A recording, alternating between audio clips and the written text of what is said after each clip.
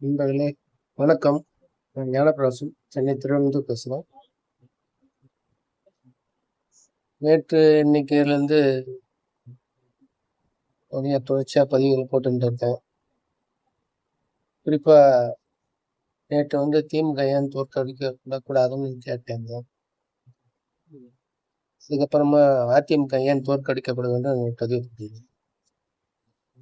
இப்போ புதுசா வந்த தவேக கட்சி ஏன் தோற்கடிக்கப்படும்? ஏன் இன்னும் கேட்டா உள்ளவே வளரக்கூடாது, வளரவே விடக்கூடாது, உள்ள வரவே கூடாது. அதுதான் என் கருத்தை நான் பதிவு பண்ண போறேன். நான் 15 வருஷமா விஜய் நிறைய படங்களை பார்த்துருக்கேன். விஜயோட ஆரம்ப கால படம்னா மசாலா படமா இருந்தது. அவங்க அப்பா நிறைய படம் உருவாக்கியிருந்தாரு. அதுக்கப்புறமா புவியோனுக்கு ஒரு பிரேக் கொடுத்தாரு.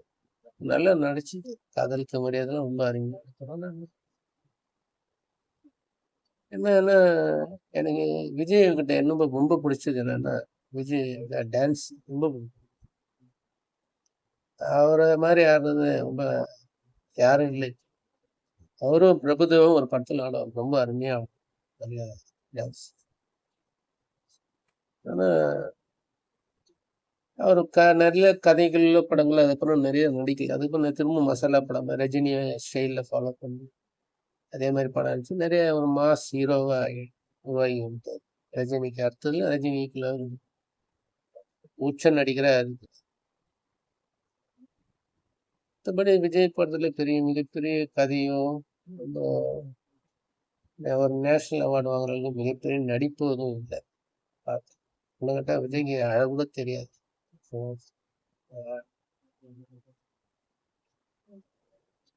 ரொம்ப கஷ்டம். ரொம்ப ஆரம்பத்துல கொஞ்சம் தடுமாற ஒரு 5-6 படம். அதுக்கப்புறமா கொஞ்சம் ஏற்றி விட்டாங்க. பல இயக்குனர் நல்ல படம் தான் கொடுத்தாங்க. அது எப்பவுமே இப்போ புலியூர் ஆரம்பிச்சிருக்கிறோம். பரவாயில்ல, ஒரு விதத்துல பாராட்டலாம். ரஜினி 25 வருஷமா வரேன்னு சொல்லி ஏமாத்த கட்சியில வேண்டாம் இருப்பா. எல்லாரும் கலைஞர் ஜெயலலிதா இறந்த பிறகு அப்புறமா குழாய்த்தன்மை வந்ததெல்லாம் எல்லாம் எதிர்த்தோம். கமல் வந்தாரு, அது ஒன்றும் சொதப்பலா போச்சு. ஆனா தைரியமா வந்தாரு. ஆனா 2024 கட்சி ஆரம்பிச்சு இது வரைக்கும் ஒரு 8 மாசம் கழிச்சு கொள்கை அறிவிப்பு வெளியிட்டது. அப்புறமா அது முதல் நாடாளுமன்ற தேர்தல் 2000 அதுல போட்டியிடவே அட்லீஸ்ட் போட்டி விட்டுருக்கலாம். ஒருவேளை நான் சட்டமன்ற தேர்தல்லாம் இந்த குறிக்கோள் அப்படின்னு சொன்னாங்க. சரி, ஓகே, ஏற்றுங்க. ஏன்னா இப்பதான் புதுசா வந்த கட்சி எத்தனை ஆல் இந்தியாவில் மோத முடியும். ஒரு மாநில கட்சியாக தான் ஏற்றுனார். சரி, ஓகே. ஆனா அந்த நடுவில் விற்கிற வேண்டிய இடைத்தேர்தல் உண்மையிலேயே மிகப்பெரிய வாய்ப்பு. ஒரு புது கட்சி ஒரு பெரிய மாநில லெவலில் கூட போட்டியிடறதுக்கு பெரிய கட்டமைப்பு போகணும், பெரிய தொண்டர் பலம் வேணும், நிறைய பணம் பலம் வேணும், நிறைய இது வேணும், நிறைய பிரச்சாரம், நிறைய டைம் தேவைப்படும். ஆனா ஒரு இடைத்தேர்தல் ஒரு தொகுதியில போயிருந்தாருன்னா ஈஸியா வின் பண்ணிருப்பார். அந்த நல்ல வாய்ப்பை விட்டுட்டார். அப்பதான் கட்சியோட பலத்தை அங்கேயே நிரூபிச்சிருக்கு. அங்கேயே ஒரு தொகுதி 2 தொகுதி ஈஸியா ஜெயிச்சிருக்கிறான். நின்றுந்தாங்க. இந்த கூட்டம்லாம் அங்க வந்திருந்தா அப்படி இப்பயே ஜெயிச்சிருப்பாங்க. அப்புறம் எனக்கு நான் கடந்த 20 ஆண்டுகளாக அதிமுக மாற்றா புது கட்சி வரணும்னு எங்கிட்டே இருக்கு. நானும் அந்த இயக்கத்துல ஒரு ஆள். ஆனா இவரு மாற்றம் கொண்டு வர ஆரம்பிச்சு ரொம்ப நான் கூட பரவாயில்ல, விஜய் மாதிரி ரஜினி மாதிரி இல்லாம ஒரு உச்ச நடிகர் இல்லை எப்படியாவது இவங்க திமுக வெளியே அமிச்சா போகும். ஆனா இவரு நிறைய கொள்கை தலைவர்கள் நிறைய சேர்த்துருந்தார். அம்பேத்கர், காமராஜர், நிறைய தலைவர்கள், எம்ஜிஆரையும் சேர்த்துருந்தார். எல்லா கட்சியிலும் ஆளுங்க வரை சேர்த்துருந்தார். கொள்கையை மட்டும் இல்லை, எல்லா கொள்கையும் எடுத்துட்டு எல்லா கட்சியும் ஒரு ஃபாஸ்ட் ஃபுட்டு மாதிரி மசாலா மிஸ் எல்லா மசாலா தூளும் கொஞ்சம் கொஞ்சம் எடுத்து போடுவாங்களே ஃப்ரைட் ரைஸில், அந்த மாதிரி கலந்து போட்டு ஃபாஸ்ட் ஃபுட்டு ஆக்சுவலி எப்பவுமே ஃபாஸ்ட்டாக ஆடுவார், ஃபாஸ்ட்டாக வீடியோ எடுப்பார். அது மாதிரி ஃபாஸ்ட் ஃபுட் அரசியலில் பண்ணுவார்.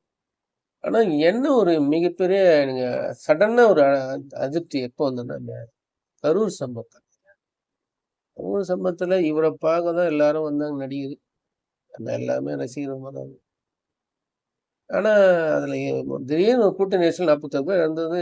திடீர்னு ஒரு பயம். ஒரு புது ஆளு திடீர்னு இறந்தோனே அவருக்கு பயந்துட்டாரு. ஒரு வேளை எதனா அடிதடி ஆகி இவரு எதனா தாக்கம் வந்துருவாங்களோ அந்த கோவத்துல கூட பயந்து வந்திருக்கலாம்.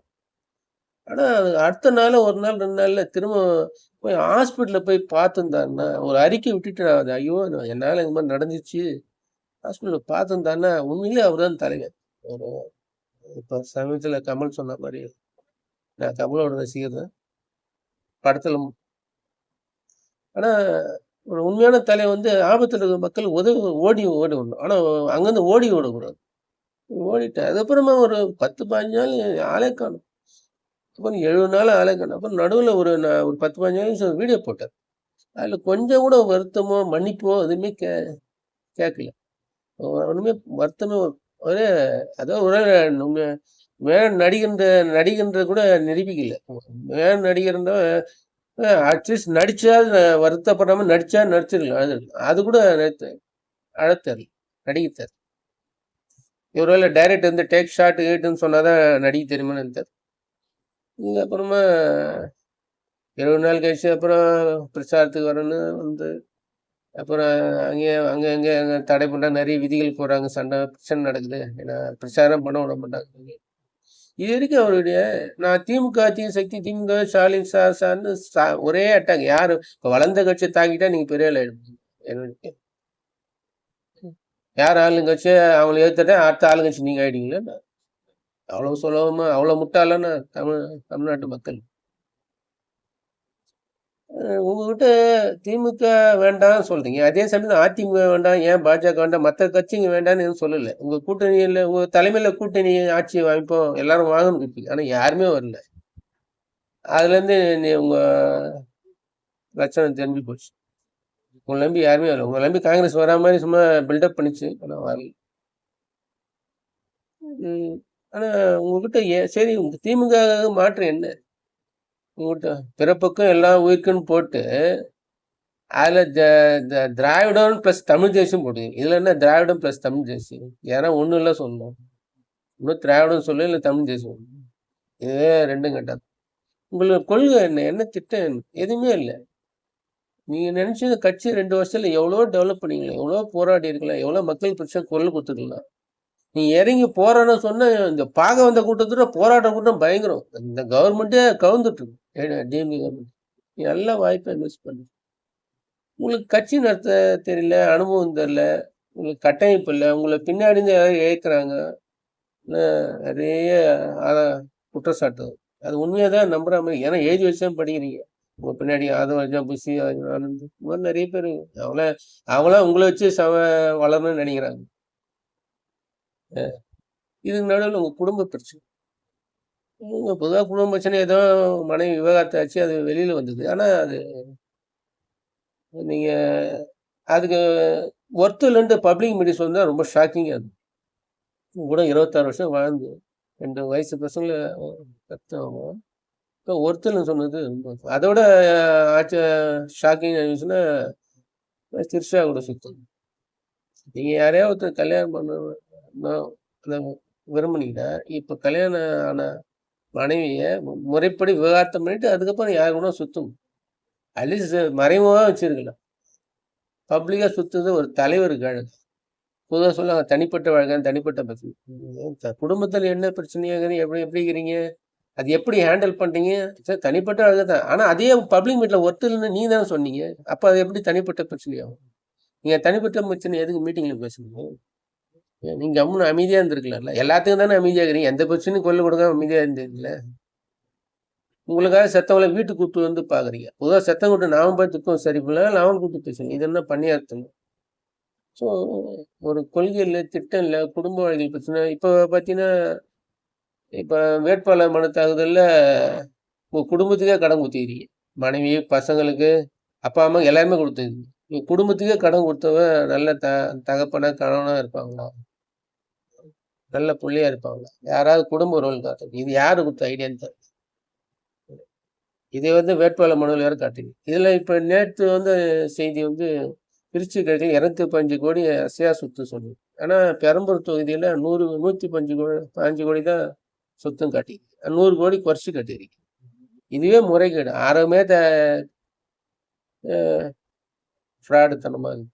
இது எப்படி மக்கள் ஒரு ரசிகர்ல நீங்க அரசியல் மேம்படுத்தல. எல்லாமே பைத்தியக்கார மாதிரி மேல மேல வந்து பூந்து போராடல. அது உங்களால நிறைய பேர் பைக்ல வந்து சாவறாங்க. பெண்கள்லாம் உங்களுக்கு ஓட்டு போடுறாங்க. அவங்களுக்குலாம் ஒரு அரசியல் அறிவு தெளிவு இல்லை. நீங்களே அவங்களை அரசியல் மயப்படுத்திருக்கீங்க. ஒழுங்கு கண்ட்ரோல்ல இருக்கும்.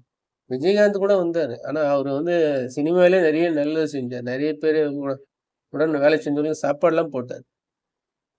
ஆனா நீங்க அந்த மாதிரி எதுவுமே பேர் வாங்கல. இந்த அரசியலுக்கு வரதுக்கு முன்னாடி வாங்கல. உங்க படத்துக்கு பிளாக் டீல 1000 2000 வித்தாங்க. அதெல்லாம் தட்டி கேட்கல. உங்க துறையிலே 1000 ஊழல் நடந்தது. அதை தட்டி கேட்கல. ஆனா சினிமாவில் வந்து நீங்க என்ன சாதிக்க போகுது? உங்களை எல்லாம் தற்கொலை தலைவனும் பின்பற்ற தற்கொலைகளும் கிண்டல் கேவலமா பேசுறாங்க. பெண்கள்லாம் படுமாசமும் அதோட பேசுறாங்க. உனக்கு பொண்டாட்டியா இருப்பான், தங்கச்சியா இருப்பான். தயவுசெய்து இளைஞர்களே, பெண்களே, நீங்க மாற்றம் வேணும்தான். அதுக்காக ஒரு தகுதியில்லாத ஆளு, ஒரு அரசியல் தலைவர் இல்லை, குடும்ப தலைவராக தகுதி இல்லாத ஆளு, ஒரு அரசியல் கட்சி நடத்த தெரியாத, திறமை இல்லாத, எந்த ஒரு கொள்கை திட்டங்களும் இல்லாத ஒரு வெத்தா இருக்கிற கட்சிக்கு ஓட்டு போட்டு வீணாக்காதீங்க. உங்க வாக்க மாற்றத்துக்கு நல்ல தலைவர், நல்ல கொள்கை, தெளிவான திட்டங்களை வச்சு போராட கட்சிக்கு வாக்களிங்க. அது என்ன கட்சின்னு அடுத்த காணொலியில சொல்றேன். ரொம்ப நன்றி. வணக்கம்.